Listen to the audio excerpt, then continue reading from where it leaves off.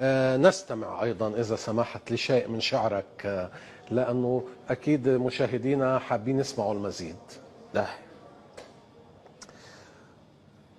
أريد أن أقول شيئا للعرب. تفضل. أنا ولدت في وطن زعموا أنه عربي، يعني وأنا أحدثك الآن تجد أنه من الطبيعي أن أستعمل اللغة العربية، لأنك أنت عربي وهو عربي وهي عربية وأنا هذا لا يهم. المهم أني لدي مجموعة من التساؤلات لكم يا عرب.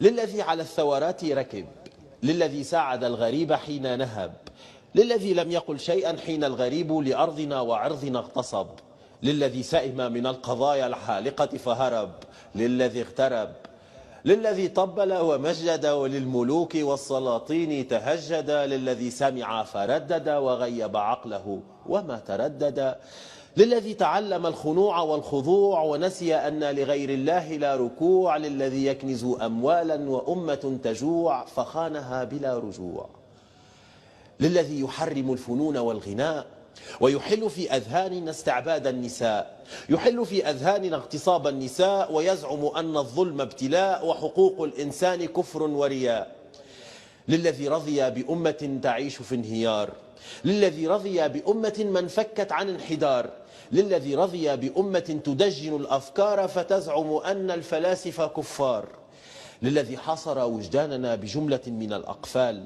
للذي كبل عقولنا بوابل من الأغلال فحصر حياتنا في الحرام والحلال وعلمنا الوقوف على الأطلال.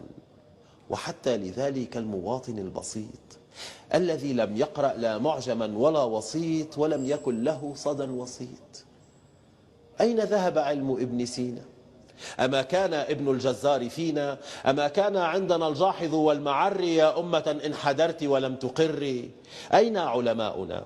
أين أعلامنا يا أمة أجهضت أحلامنا؟ حتى متى سنتفاخر بأمجاد أجدادنا؟ ماذا سنقول إذا سألنا أولادنا، إذا سألنا أحفادنا ما كانت هي أمجادنا؟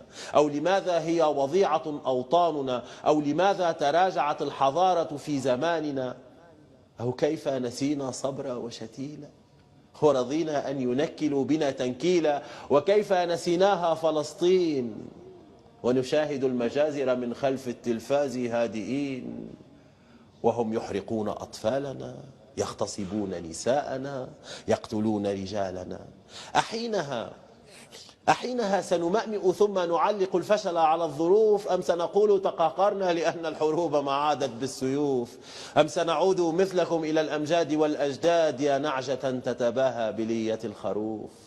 معذرة يا غمتي إذا كنت سليط اللسان، معذرة إذا تطاولت على مجتمع الخرفان، ولكن هذه هي حقيقة أمة قد غيبت قيمة الإنسان. ولا أنتظر إجابة، فتساؤلاتي من البداية بلا عنوان.